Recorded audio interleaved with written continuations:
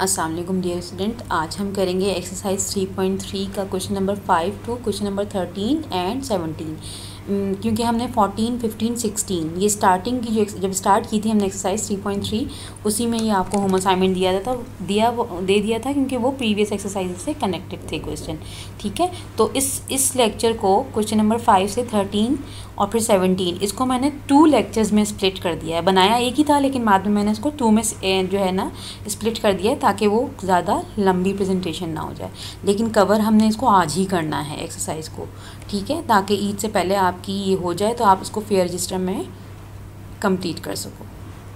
Start करते हैं। अच्छा देखिए, इसमें क्वेश्चन नंबर 5 में क्या है बेटा, इसके क्वेश्चन नंबर 5 के कुछ पार्ट हमने कर लिए। मैंने आपको पार्ट 1 से पार्ट 5 तक करवा दिया था। पार्ट 6 जो है मैंने कल के लेक्चर में मतलब जो था आज मैंने आपको वो एज अ क्लास वर्क जिसे कहते हैं वो मैंने आपको दिया था, तो आप लोगों ने सॉल्व करके मुझे उसको सेंड कर दिया था। पार्ट 7 से आ जाइए। You have to prove that left hand side is equal to right hand side. ठीक है, आपको पहले भी मैंने बहुत बार बोला है कि जब भी आपको प्रूफ करना हो left hand side is equal to right hand side तो आप क्या करें, कोई भी 2 रॉज या कॉलम्स को आइडेंटिकल कर लें। Identical means same. ठीक है, तो इसमें देखें आप यहाँ पे सबसे पहले कॉमन ले लें, टेकिंग कॉमन 2 फ्रॉम रॉ 1। ठीक है, रॉ 1 से 2 कॉमन लिया, यहाँ पे A B C ये रिमेनिंग एक्सप्रेशन है। रॉ 2 और रॉ 3 एज इट इज़ आ गया। ठीक है, 2 कॉमन लेने के बाद R2 में से R1 को माइनस कर दें और R3 में से भी R1 को माइनस कर दें। उससे क्या होगा, जब मैं माइनस करवाऊंगी तो यहाँ पे A से A जो है वो क्या हो जाएगा, कैंसिल हो जाएगा, B रिमाइंडर होगा। फिर जब मैं इसमें से 2B में से B माइनस करवाऊंगी, यहाँ B रिमाइंडर होगा। C को माइनस करवाऊंगी B प्लस C के साथ, तो C और C दोनों both are cancelling to each other. Reminder आपके पास यहाँ पे रिमेनिंग एक्सप्रेशन क्या आएगी, B। ठीक है, इसी तरह R1 को आप सब्ट्रैक्ट करवा दीजिए R3 में से। तो जब आप सब्ट्रैक्ट करवाएंगे तो आपके पास रिमेनिंग एक्सप्रेशन क्या होगी, C और C। ठीक है, अच्छा अब देखें यहाँ पे आपने क्या करना है, taking common from raw 2 and raw 3। Raw 2 में से B कॉमन ले लें और रॉ 3 में से आप C कॉमन ले लें। ठीक है, तो ये बाहर आ गया, आपका डिटर्मिनेंट के बाहर आ गया। अब देखें 2 रॉज आइडेंटिकल हो गई, means the determinant must be equal to 0 by using the property of determinant. अच्छा बेटा देखें नेक्स्ट पार्ट पे आ जाइए। 8 पार्ट पे left hand, you have to prove that left hand side is equal to right hand side. Right hand side इसकी जो है वो कैरी की है बाय यूजिंग द प्रॉपर्टी। देखें ये 2 डिटर्मिनेंट हैं, स्प्लिट हुए हुए हैं। ठीक है, इसका देखें कॉलम 1 कॉलम 2 कैसे पता चला ये स्प्लिट हुए हुए, क्योंकि कॉलम 1 कॉलम 2 सेम है और ये प्रॉपर्टी है, मैंने यूज़ करवाई थी स्टार्टिंग में। तो क्या करेंगे आप उसी प्रॉपर्टी को यूज़ करेंगे, इस कॉलम को कॉलम 3 को यहाँ के और यहाँ के कॉलम 3 को क्या करेंगे, ऐड कर लेंगे। ऐड करेंगे तो ये आएगा। ठीक है, जब आप ऐड किया आपने तो आपकी लेफ्ट हैंड साइड आ गई। That's proof. अब देखें यहाँ पे you have to prove that left hand side is equal to right hand side. 0 की इक्वल प्रूव करना है तो फिर वही प्रॉपर्टी आप मतलब आपके जहन में होना चाहिए कि आप कोई भी 2 रॉज या कॉलम जो है वो आइडेंटिकल कर लो। तो यहाँ पे क्या किया है, multiplying column 1 by C, column 2 by B and column 3 by A। इसको C से, इसको B से और इसको A से मल्टीप्लाई करवा दिया, ये आया। और ये भी आपको मालूम है जब किसी एलिमेंट से मल्टीप्लाई करवाते हैं उससे डिवाइड भी करवाते हैं। ठीक है, फिर क्या करना है इसमें देखें, मल्टीप्लाई करवाने के बाद ये एक्सप्रेशन आई आपके पास। जो 0 था वो तो ऑब्वियसली 0 ही रहेगा। फिर इसके बाद कॉलम 2 और कॉलम 3 को ऐड करवाना है, ऐड करवा के उसको ऐड कर देना है कॉलम 1 में, यानी इन दोनों को ऐड करके इसमें ऐड कर देना है। नेक्स्ट स्लाइड पे आइए। देखिए जब आप उसको फर्दर जब आप दोनों को ऐड कर लेंगे, कॉलम 2 को और कॉलम 3 को कॉलम 1 में, तो आपके पास 0 0 0 0 AB minus B AC minus AB और 0, ये तो एज इट इज़ रहेगा। चेंज किस में आएगा, कॉलम 1 में आएगा। कॉलम 2 और कॉलम 3 एज इट इज़ रहेगा। ठीक है, अब देखें अगर आपको ये बात मालूम है बहुत अच्छी तरीके से, bye using the property of determinant, अगर कोई भी रॉ या कॉलम 0 हो जाए तो डिटर्मिनेंट किसके इक्वल होता है, 0 के इक्वल होता है। ठीक है, तो इसमें आइडेंटिकल करने की ज़रूरत भी नहीं पेश आई हमें। ये 0 क्योंकि टोटली 0 हो गया है तो सारी एंट्रीज कॉलम 1 की 0 है, तो left hand side is equal to right hand side. Determinant जो है वो इक्वल टू होगा 0 के।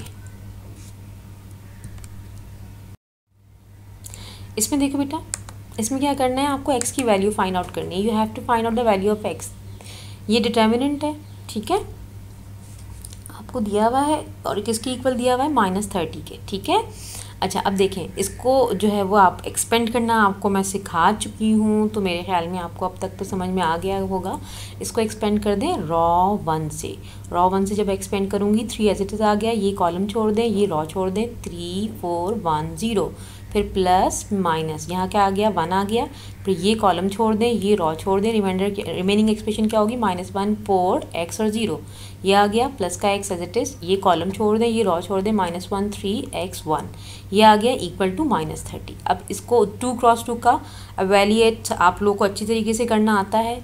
ये एक्सप्रेशन इसको इससे मल्टीप्लाई करवाएं, इसको इससे मल्टीप्लाई करवाएं, ये आएगा, यहाँ से मल्टीप्लाई करवाएं, ये दोनों मल्टीप्लाई करवाएं, ये आ जाएगा, ये दोनों मल्टीप्लाई करवाइए, ये दोनों मल्टीप्लाई करवाइए, आपके पास रिमेनिंग एक्सप्रेशन ये आ गई।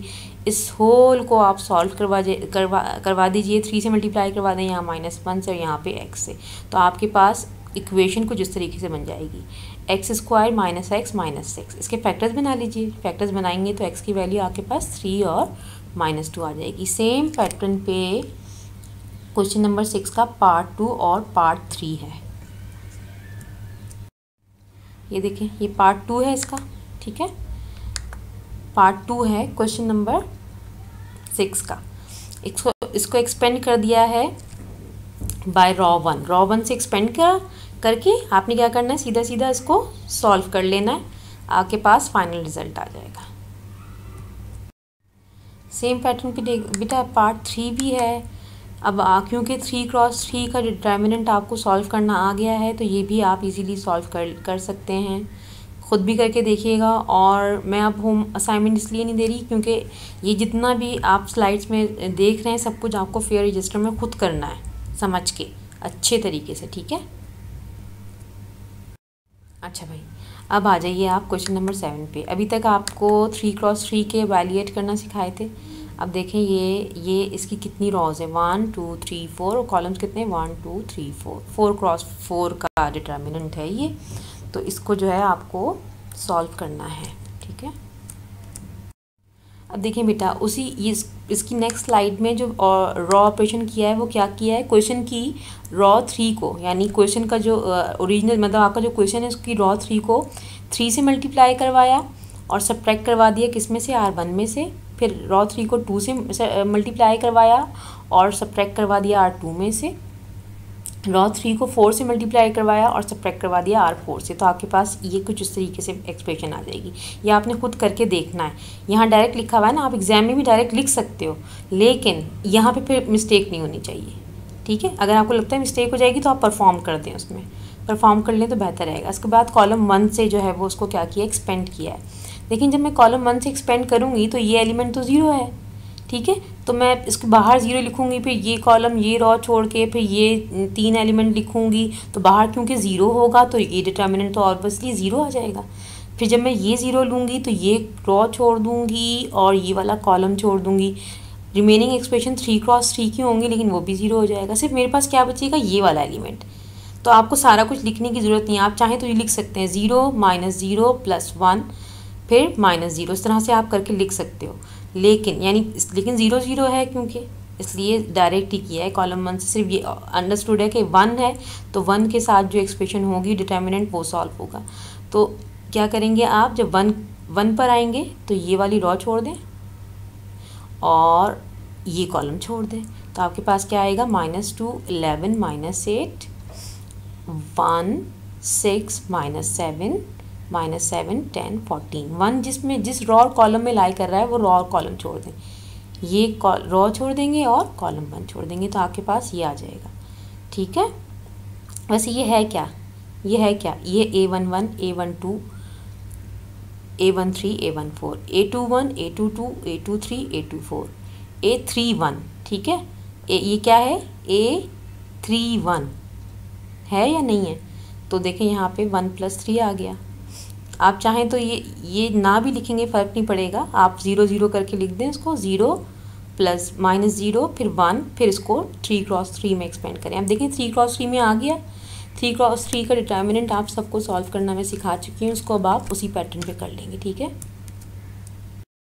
अच्छा देखिए 3x3 का जब आ जाएगा तो आपकी मर्ज़ी है, आप चाहें तो उसको सिंपली एवेल्यूएट जिस तरीके से करते हैं 3x3 का उस तरह कर लें। अगर उस तरह नहीं करना है तो अगर आप रॉ या कॉलम ऑपरेशन अप्लाई करना चाह रहे हैं फर्दर सिंप्लीफाई करने के लिए तो कर सकते हैं। R2 को मल्टीप्लाई करा दें 2 से और R1 में ऐड कर दें। R2 को मल्टीप्लाई कराएं 7 से और R3 में ऐड कर दें। जब आप ऐड करेंगे तो ये और ये एक्सप्रेशन जो है वो क्या हो जाएगी, 0। ठीक है, जब ये 0 हो जाएगी इसको कॉलम 1 से अगेन जब हम एक्सपेंड करेंगे तो सिर्फ ये तो 0 हो जाएगा, तो कौन से वाला एक्सप्रेशन बचेगी, ये वाली बचेगी। 0 -1 बाहर आएगा, ये रॉ छोड़ देंगे, ये कॉलम छोड़ देंगे। ठीक है, ये रॉ और ये कॉलम छोड़ेंगे तो क्या आएगा आपके पास, 23 -22 52 और -63। इसको इससे मल्टीप्लाई करवा दें, इसको इससे मल्टीप्लाई करा दें, सिंपल है। या अगर आप 3x3 का सिंपली सॉल्व करना चाह रहे हैं जिस पैटर्न पे आप करते हैं आप उस तरह भी कर सकते हैं इसको। अब आ जाइए आप इसके पार्ट 2 पर। थोड़ा सा प्रॉब्लम होगी जब स्टार्टिंग में आप करेंगे 4x4 का, लेकिन फिर आप प्रैक्टिस करेंगे तो आपको अच्छे से समझ में आ जाएगा। देखें कॉलम 3 को मल्टीप्लाई कराएं 2 से और सब्ट्रैक्ट करवा दें C1 में से। चेंज किस में आएगा, C1 में आएगा। देखिए मैं आपको यहाँ पे बताती हूँ, ये है कॉलम 3, इसको मैंने 2 से मल्टीप्लाई कराया, 2 1 2 और सब्ट्रैक्ट करवा दिए 2 में से। 2 - 2 क्या आ गया, 0।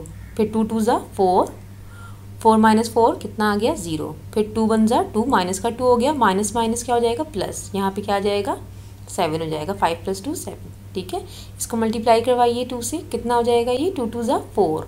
ठीक है, 4 3 - 4 कितना आ गया, -1। इसी तरह कॉलम 3 को मल्टीप्लाई कराएं 3 से और सब्ट्रैक्ट करवा दें C2 में से। ठीक है, C2 में चेंज आएगा और कॉलम 3 और कॉलम 4 को जो है वो आप ऐड करके लिखें। ठीक है, इसके बाद आप एक्सपेंड कर दें बाय रॉ 1। देखिए जब आप रॉ 1 से एक्सपेंड करेंगे तो आपके पास ये एक्सप्रेशन आ जाएगी। आप चाहें तो ये वाला एलिमेंट ना लिखें, ये ना लिखिए, बस आप प्लस माइनस जो अल्टरनेट साइन है ना वो याद रखें। ठीक है, इसको छोड़ दें, आप समझिए यहाँ पे 1 है खाली। ठीक है, अब रॉ 1 से जब आप एक्सपेंड करवाएंगे तो ये एक्सप्रेशन आएगी। ठीक है, आप चाहें तो इसको सिंपली 3x3 से जिस तरह से वैल्यूएट करते हैं वो कर दें, या कोई प्रॉपर्टी अपनी मर्ज़ी से जिससे आपको लग रहा है कोई एलिमेंट 0 हो रहा है तो कर दें। अगर मैं कॉलम 3 को मल्टीप्लाई करा दूँगी 2 से और ऐड करवा दूँगी कॉलम 2 में तो फर्दर सिंप्लीफाई हो जाएगा। ये देखिए सिंप्लीफाई हो गया। कॉलम 3 आपके पास ये है, इसको 2 से मल्टीप्लाई कराएं, 2 3 6।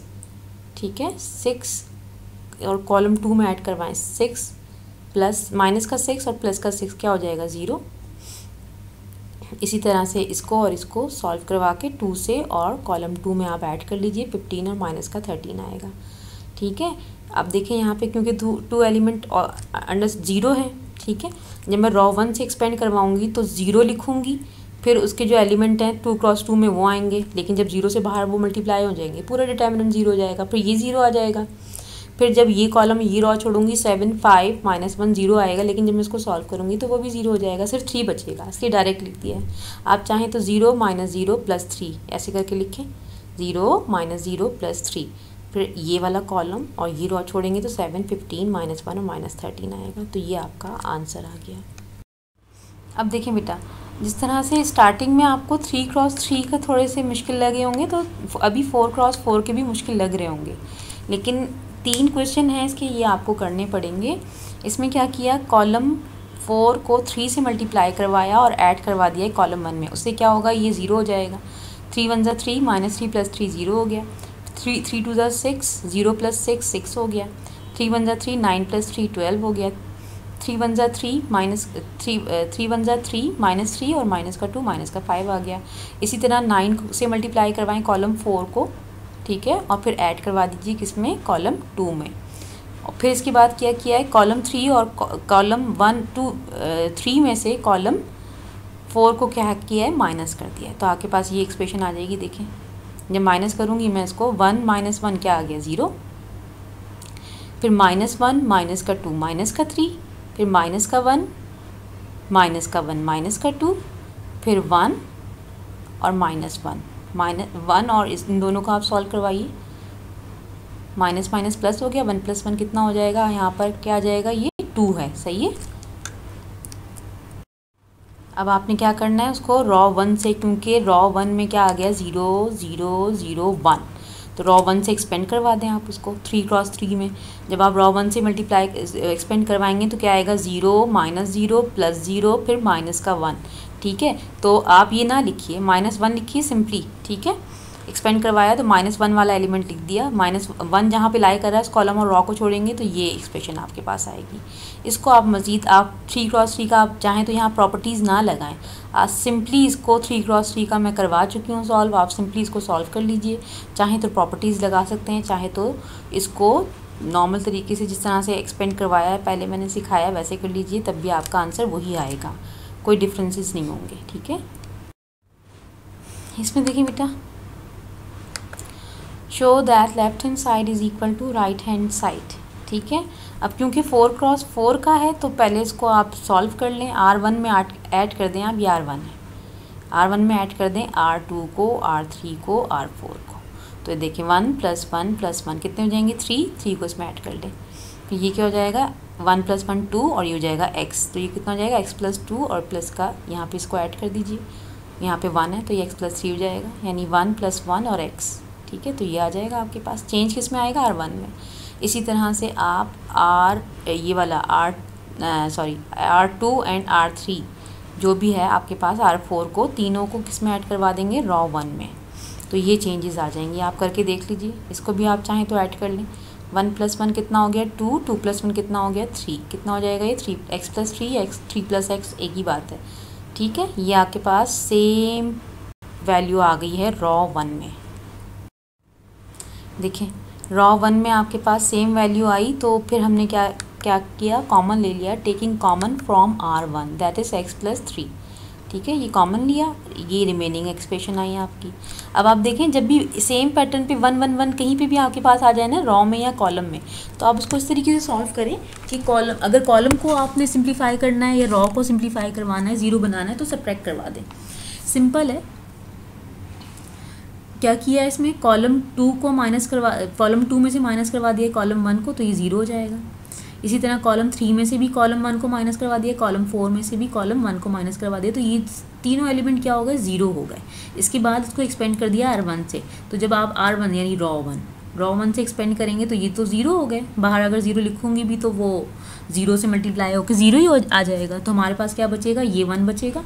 क्या करेंगे, ये रॉ छोड़ देंगे, ये कॉलम छोड़ देंगे, तो आपके पास ये 3 क्रॉस 3 का डिटर्मिनेंट जो है वो रिमेनिंग होगा, x - 1 0 0 0 x - 1 0 0 0 x - 1।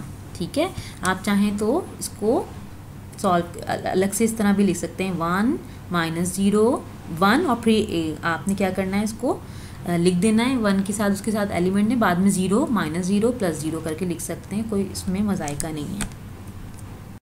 Previous slide में मैं आपको बता चुकी हूँ कि आपको R1 से एक्सपेंड करना है, जब एक्सपेंड करेंगे तो ये एक्सप्रेशन आएगी आपके पास। ठीक है, अब आप 3 क्रॉस 3 का जिस तरीके से करते हैं उसको सॉल्व करेंगे, तो इसको अगेन R1 से जब आप एक्सपेंड करोगे तो x + 3 एज इट इज़ आ गया, x - 1 एज इट इज़ आया, ये कॉलम ये रॉ छोड़ देंगे तो ये और ये 4 एक्सप्रेशन बचेंगी, तो 0 0 ऑलरेडी है। आप चाहें तो यहाँ -0 + 0 करके लिख सकते हैं।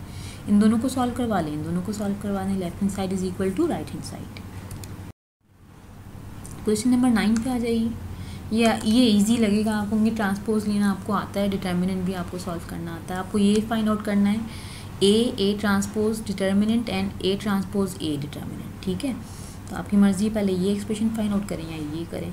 पहले आप क्या करें, ट्रांसपोज ले लें। ट्रांसपोज में क्या था, डायमेंशन हम चेंज कर देते हैं। ठीक है, रॉस को किस में चेंज कर देते हैं, कॉलम में, तो ये चेंज कर दिया रॉस को कॉलम में, ये ट्रांसपोज आ गया। अब ट्रांसपोज A ट्रांसपोज को आप A से मल्टीप्लाई करवा दें, क्या आएगा, first raw first column, first raw second column, second raw first column, second raw second column. ये एक्सप्रेशन आ गई आपके पास। इनको सॉल्व करेंगे 4 5 5 14 आ गया। ठीक है, अब इसका डिटर्मिनेंट लेना है आपने, देखें डिटर्मिनेंट लिया, इसको इससे मल्टीप्लाई करवा दें, इसको इससे मल्टीप्लाई करा दें, ये आपका आंसर आ गया। अब ये एक्सप्रेशन रह गई है, ये भी आपको पता है, बस चेंज कर देंगे, पहले A ट्रांसपोज लिखेंगे, फिर A से मल्टीप्लाई कराएंगे, फिर उसका डिटर्मिनेंट लेंगे।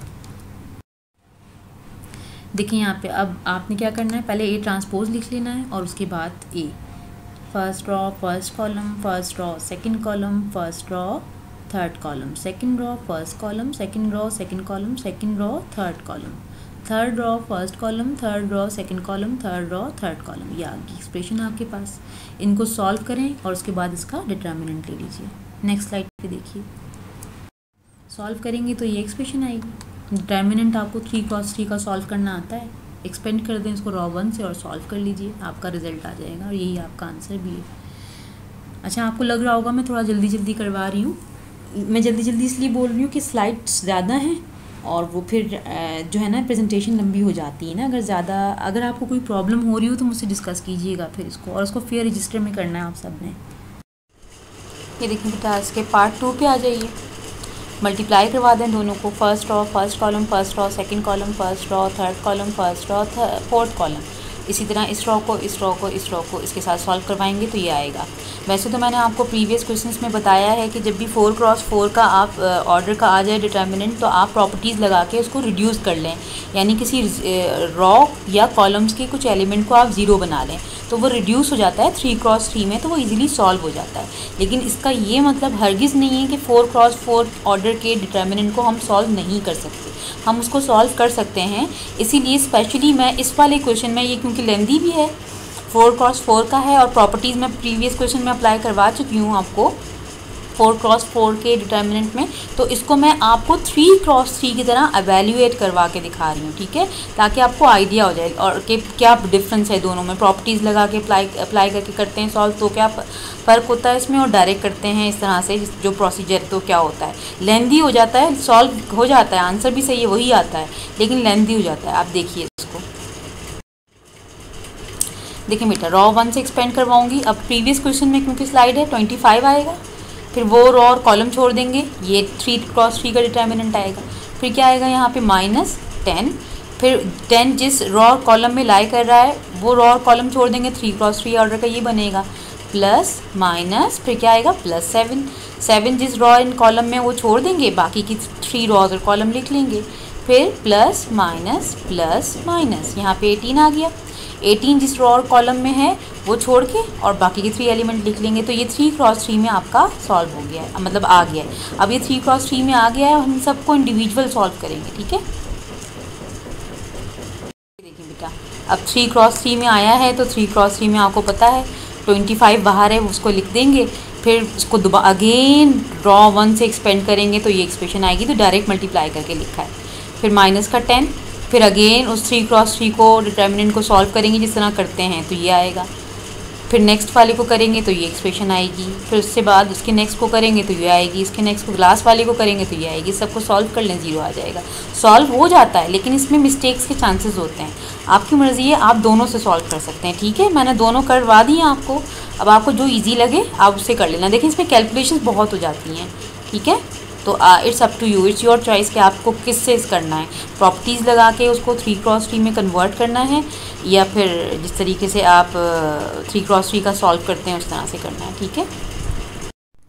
अब देखिए बेटा, इसी का ज़ाहिर है दोनों एक्सप्रेशन सॉल्व करनी थी आपको। पार्ट 2 के लिए भी पहले आपको A transpose determinant find out करना था, फिर ए ट्रांसपोज, ठीक है। तो दोनों को जब आप नेक्स्ट वाले को सब सॉल्व करेंगे तो उसमें प्रॉपर्टीज़ अप्लाई करवा दीजिएगा, ठीक है।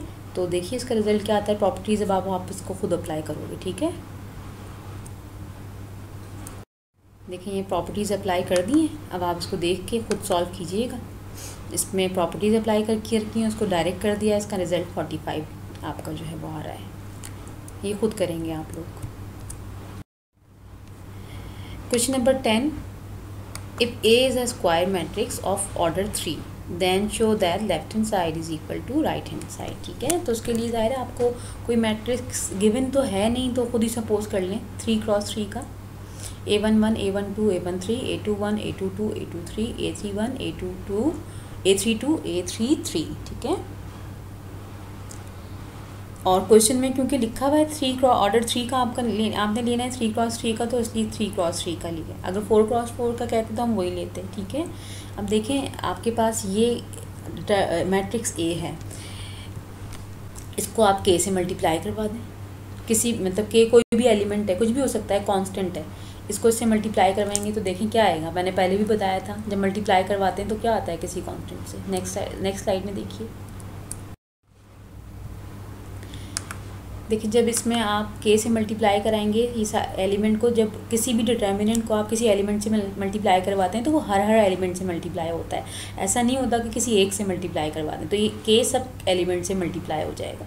ठीक है, फिर इसके बाद जब मैं कॉमन लूँगी, ठीक है, अगर मैं रॉ 1 रॉ 2 रॉ 3 में से भी कॉमन लूँ या कॉलम 1 कॉलम 2 कॉलम 3 में से भी के कॉमन लूँ, तब भी उस दोनों सूरतों में आपके पास के डॉट के आ जाएगा, 3 टाइम्स के आ जाएगा। और 3 टाइम्स के का मतलब है के की पावर 3, और ये किसके इक्वल है, ये डिटर्मिनेंट ए के इक्वल है। ठीक है,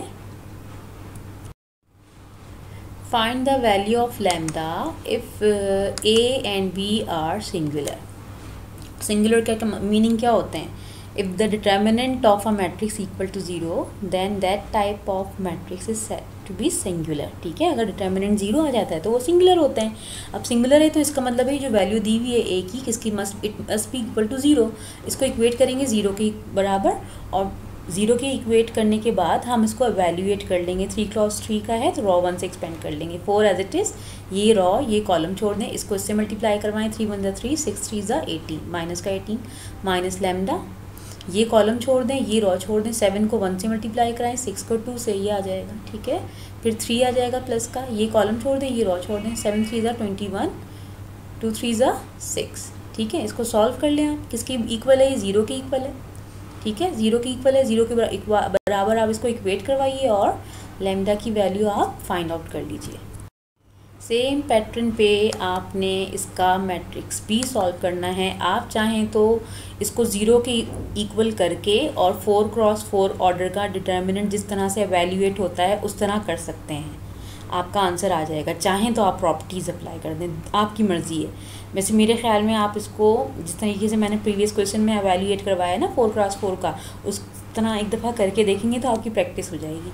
तो ज़रा करके और फिर मुझे सेंड कीजिएगा खुद से करके। ठीक है, इसमें तो प्रॉपर्टी अप्लाई हुई भी है, इसमें तो देखें प्रॉपर्टी अप्लाई की है तो ये लैम्डा की वैल्यू आ गई है। लेकिन इसको आपने किससे करके दिखाना है मुझे, जिस तरह से मैंने 4 क्रॉस 4 का सॉल्व किया था करके, और मुझे सेंड कीजिएगा।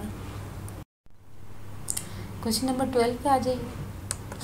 आज मैं ज़्यादा करवा रही हूँ आपको क्योंकि मैं चाह रही थी कि एक्सरसाइज कंप्लीट हो जाए, तो फिर इसको आराम से आप बैठ के फिर रजिस्टर में खुद करें, खुद से करें। लेक्चर्स को सिर्फ देखना है आपने, करना खुद से। ठीक है, क्वेश्चन नंबर 12 में देखें क्या कह रहे हैं, which of the following matrices are singular and which of them are non singular. Means जिस मैट्रिक्स का डिटर्मिनेंट 0 होगा वो सिंगुलर होगा, जिसका आंसर 0 नहीं होगा वो नॉन सिंगुलर होगा। ठीक है, तो इसका डिटर्मिनेंट आप एक्सपेंड कर दें इसको रॉ 1 से, ये रॉ 1 से एक्सपेंड किया तो ये रिजल्ट आ रहा है 4 इज़ नॉट इक्वल टू 0, तो ये क्या है, नॉन सिंगुलर है। अब नेक्स्ट देखिए सिंगुलर है या नॉन सिंगुलर है। अब क्योंकि देखें ये भी 3 क्रॉस 3 का है तो ये भी आप इजीली कर लेंगे, इसका रिजल्ट 0 आ रहा है, mean B matrix B is singular. ठीक है, देखें बेटा, क्योंकि मैं आपको प्रॉपर्टीज़ से भी करवा चुकी हूँ 4 क्रॉस 4 का, और विदाउट प्रॉपर्टीज़ भी सॉल्व करवा चुकी हूँ। अब ये देखें ये प्रॉपर्टीज़ अप्लाई हुई हुई हैं, इसमें सामने आपके लिखा हुआ है, लेकिन आपने मुझको ये वाला मैट्रिक्स विदाउट प्रॉपर्टी सॉल्व करके बताना है। एक्सपेंड करेंगे इसको रॉ 1 से और 3 क्रॉस 3 के उसमें कन्वर्ट करेंगे और कैलकुलेशन करेंगे, प्रैक्टिस हो जाएगी आपकी। ये देखें ये प्रॉपर्टी अप्लाई तो की है और विदाउट प्रॉपर्टी आप मुझे करके दिखाएंगे इंशाल्लाह। तो ये 90 की इक्वल आ रहा है, 90 नॉट इक्वल टू 0 है, तो ये भी क्या है, नॉन सिंगुलर।